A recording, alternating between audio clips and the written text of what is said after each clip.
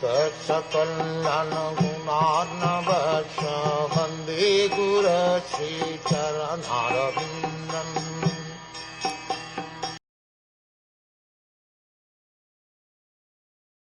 Her body was being taken care of by the spiritual damsels created by her husband, Kardam, and since she had no mental anxiety at that time, her body did not become thin.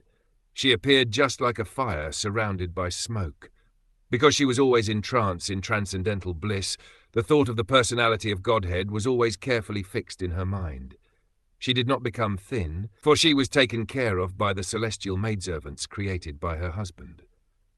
It is said, according to the Ayurvedic medical science, that if one is free from anxieties, he generally becomes fat. Devhuti, being situated in Krishna consciousness, had no mental anxieties, and therefore her body did not become thin. It is customary in the renounced order of life that one should not take any service from a servant or maid, but Devhuti was being served by the celestial maidservants.